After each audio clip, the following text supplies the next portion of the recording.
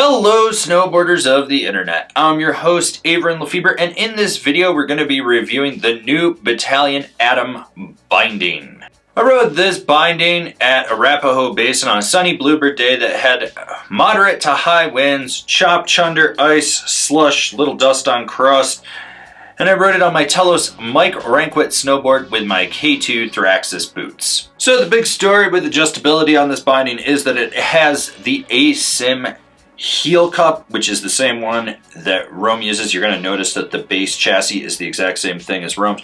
So what you get is two screws on the heel, one on the toe that you have to loosen, then you can slide the heel cup forward or backwards to center the boot on there. You do have a push pin system on the toe strap just to move those around. And then on the heel strap, you're kind of locked in with where it sits in there, but you do have high back rotation as well as forward lean all in the same area, so you can slide it up or down or move it forward or backwards just to rotate it in there. Finally, you have flip cams on the toe and the heel. Pop them up, slide them down, lock them in. Boom, there you go, your strap is adjusted. And of course, I guess we should mention that you can slide the foot pad a little bit forward or backwards. It's a very minimal adjustment. All right, so this does utilize the Bataleon Infinity strap, which is their take on Ox-Tech. This basically removes excess material so you don't get any pinch points in the boot, as well as any breakdown from just having sewn in material.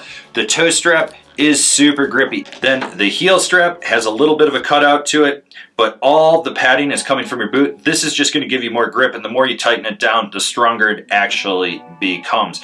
These straps are amazing. When it comes to the ratchets, you got your one finger quick release, and it is quick. You never have to worry about it. These do feed well, they climb well, they release well. These ratchets are super solid. I never had any issues with them sticking or prematurely releasing. So the Highback is unique with this giant cutout that removes the forward lean adjustment as well as excess material. This makes it more lightweight, but it stiffens it up on the outside and around the top. Now what you do get is Highback rotation and forward lean in one adjustment. So you can move it up and down as well as side to side just to set it however you want. This Highback is the stiffest Highback in the Bataleon lineup. You're going to notice that right away. It does not have a lot of give.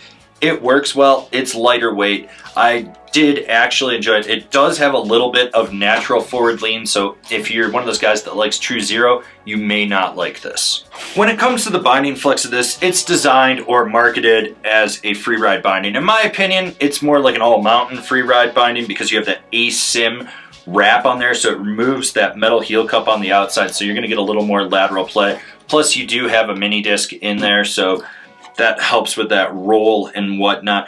Now when you drive into the straps or the Highback, it does feel a little bit more rigid. You feel that grip in there, but there's still plenty of give to it. Basically, it's a binding that can be powerful when you absolutely need it, but when you're being laid back, it's not domineering. The ride of this binding is consistently predictable. It's damp where you need it, yet lively where you want it. So basically that foam pad underneath is going to dissipate those micro vibrations that do fatigue your foot, but it doesn't make it feel completely dead underfoot. The toe ramp as well has more added dampening. So if you're one of those guys that feels a lot of chatter under your foot, this will give you a little bit more of a damp ride. Who's this binding for? The all-mountain rider that wants a little bit of rigidity in their heel strap and Highback. Okay, so overall, let's be honest, it's a Rome chassis with Bataleon parts on it. I really like the heel and toe strap. They're super solid. And speaking of the heel strap, that's where you get your forward rigidity, and the Highback gives you that rear rigidity when you're going toe to heel. You notice that. It's a little more rigid than other bindings. Now, speaking of the Highback, one issue that I noticed, and I say this coming as a guy that rides Rome bindings, is right where the Highback attaches, it's a little thicker. I noticed that it was pinching my boot just a tad. This should break in a little bit, or your boot will break into it, but if you're one of those guys that has a really bulky boot, expect it to be tight down there. It's not a bad thing, it's just the way that this binding is built. Overall, this was a solid all-mountain freeride binding.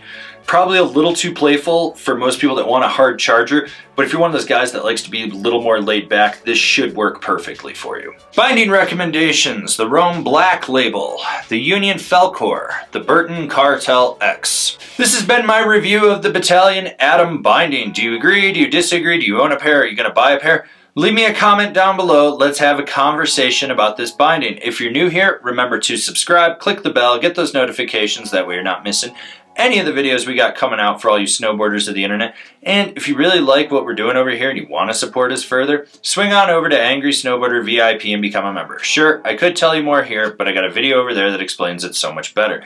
As always, I've been your host, Avran LeFeber, and I'll see you in another video.